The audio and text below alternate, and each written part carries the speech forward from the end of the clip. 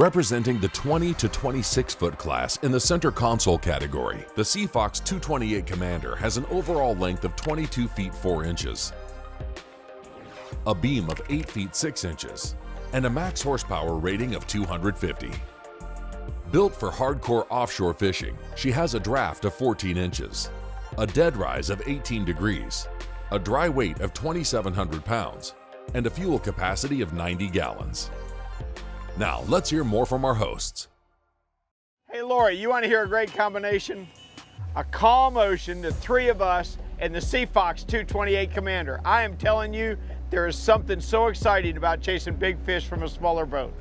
You know, that is a good combo, but what I'm looking forward to today is the fact that this is a boat that my family and I could afford. So I'm going to be paying super close attention to every detail today. I'm really looking forward to it. This is going to fit my family well. The Commander series, this whole line of boats, it ranges from 18 to 36 feet, and they've got a boat in every size between there for you to work your way through the steps. As your family grows, the boat grows with you. I thought of that, George, and I like that idea. Starting off in boating, I could trailer this, and we can work our way up and learn. And well, it's time to start shopping for a bigger boat already. Yes!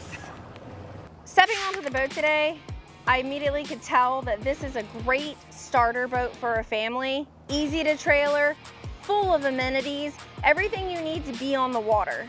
The model we tested was outfitted with the optional Ultima hardtop.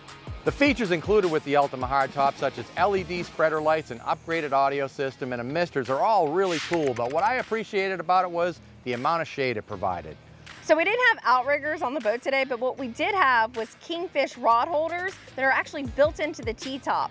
And while we didn't catch a king, I'm gonna tell you right now, George did take a really sharp turn. This setup keeps the lines apart, which means less tangles during the day. Now for a 22-foot boat with an 8.5-foot beam, the boat was really stable, and I noticed that all day at the helm. But it became really obvious to me when I took a minute and ran up to the bow, jumped up on the elevated platform forward and tried to throw a topwater plug. I really had no issues with my balance up there whatsoever. Just like her big sister, the 288 Commander, the 228 had an aquarium-style live well. All right, we got a 30-gallon well. It's pressurized, and get this, everybody loves these clear lids and clear windows. It's not just so you can see your bait.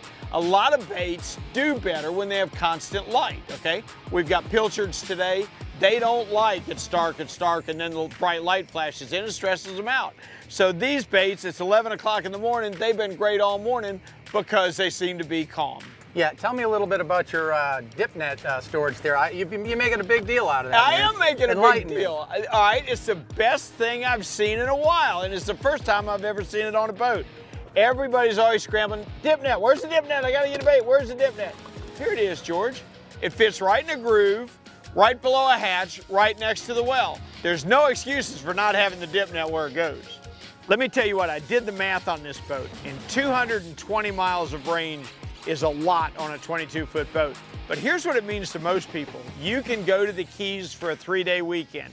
You can spend the weekend on the boat and never think about the gas. You're probably not going to cross the ocean to the Bahamas. You certainly could. But what's important is not having to stop and refuel after every day's fishing. Today, whether we were just cruising or sitting at the sandbar, I gotta tell you, this scallop seating that Seafox has designed, and I say that because I really have never seen it anywhere else, makes a huge difference.